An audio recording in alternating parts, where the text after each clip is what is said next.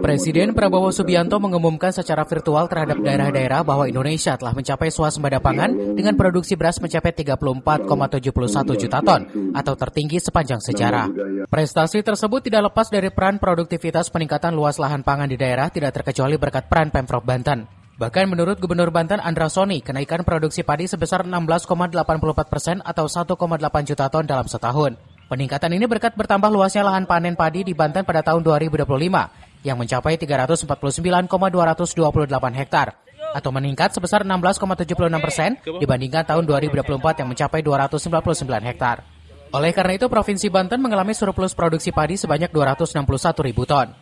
Bahwa luas panen Provinsi Banten tahun 2025 meningkat sebesar 16,76% yang sebelumnya 299 ribu hektar lebih menjadi 349.228. Kemudian juga produksi padi 2024 sekitar 1,5 juta ton.